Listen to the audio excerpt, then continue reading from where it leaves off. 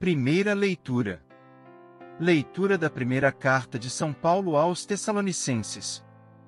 Irmãos, não queremos deixar-vos na incerteza a respeito dos mortos, para que não fiqueis tristes como os outros, que não têm esperança. Se Jesus morreu e ressuscitou, e esta é a nossa fé, de modo semelhante Deus trará de volta, com Cristo, os que através dele entraram no sono da morte. Isto vos declaramos, segundo a palavra do Senhor, nós que fomos deixados com vida para a vinda do Senhor, não levaremos vantagem em relação aos que morreram. Pois o Senhor mesmo, quando for dada a ordem, à voz do arcanjo e ao som da trombeta, descerá do céu, e os que morreram em Cristo ressuscitarão primeiro. Em seguida, nós que fomos deixados com vida, seremos arrebatados com eles nas nuvens, para o encontro com o Senhor, nos ares. E assim estaremos sempre com o Senhor. Exortai-vos, pois, uns aos outros, com estas palavras. Palavra do Senhor. Graças a Deus. O Senhor vem julgar nossa terra. Cantai ao Senhor Deus um canto novo, manifestai a sua glória entre as nações, e entre os povos do universo seus prodígios. Pois Deus é grande e muito digno de louvor, é mais terrível e maior que os outros deuses, porque um nada são os deuses dos pagãos. Foi o Senhor e nosso Deus quem fez os céus. O céu se rejubile e exulte a terra, aplauda o mar com o que vive em suas águas. Os campos com seus frutos rejubilem e exultem as florestas e as matas. Na presença do Senhor, pois ele vem, porque vem para julgar a terra inteira. Governará o mundo todo com justiça, e os povos julgará com lealdade.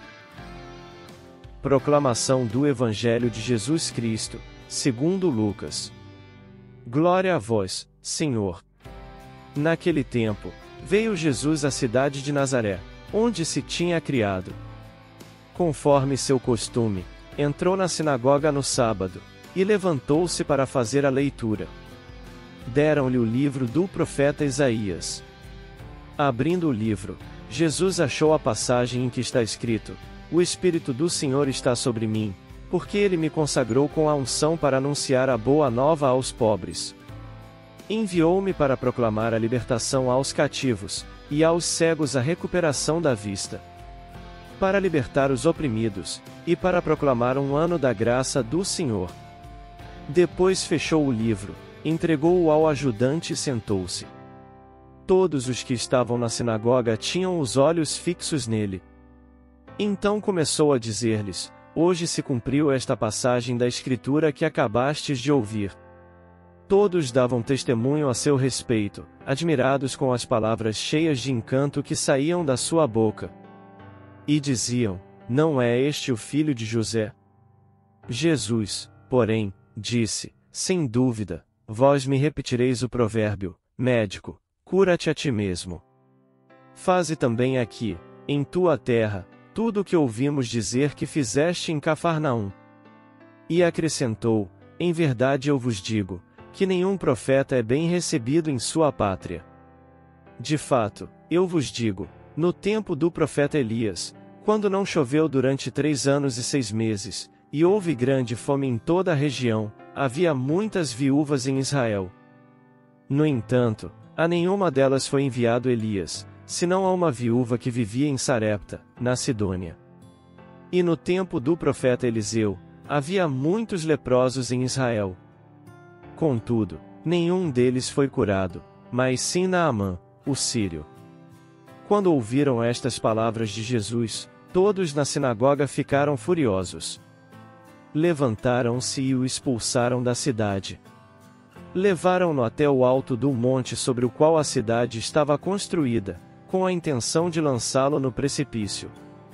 Jesus, porém, passando pelo meio deles, continuou o seu caminho.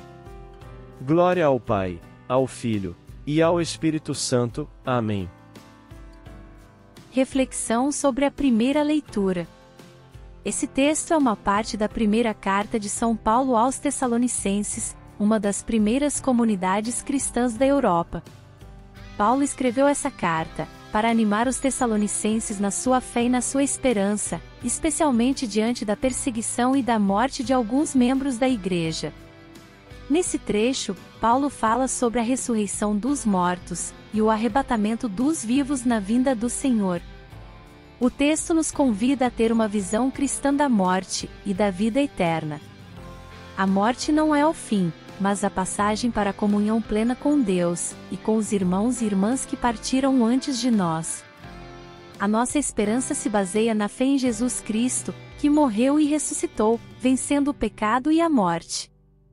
Ele prometeu que voltará para buscar os seus fiéis e levá-los consigo para o céu.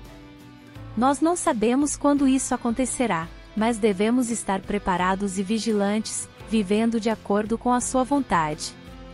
O texto também nos desafia a viver em comunhão uns com os outros, como irmãos e irmãs que formam o corpo de Cristo. Não devemos nos entristecer como os que não têm esperança, mas sim nos alegrar com a graça que recebemos de Deus. O texto ainda nos estimula a louvar a Deus pela sua bondade e fidelidade. Reflexão sobre o Evangelho. O texto nos convida a reconhecer Jesus como Messias, enviado por Deus para realizar a sua vontade e nos salvar. Ele é o cumprimento das promessas feitas pelos profetas, e o portador da boa notícia para todos os que sofrem. Ele é o nosso Mestre, o nosso médico e o nosso libertador. O texto também nos desafia a não nos deixarmos levar pelas aparências, ou pelos preconceitos que temos em relação às pessoas. Jesus foi rejeitado pelos seus conterrâneos por ser o filho de José, um carpinteiro simples e humilde. Eles não foram capazes de ver além da sua origem, e de acolher a sua palavra e o seu poder. Nós também podemos cair nesse erro, quando julgamos as pessoas pela sua condição social, pela sua cultura, pela sua religião ou pela sua opinião. Devemos estar abertos ao Espírito Santo, que nos revela a presença de Deus em cada pessoa, e em cada situação. O texto ainda nos estimula a seguir o exemplo de Jesus, e a assumir a nossa missão de discípulos e discípulas dele. Pela palavra que anunciamos, pela oração que fazemos ou pelo nosso testemunho, podemos colaborar com a obra de Deus, e contribuir para a construção do seu reino.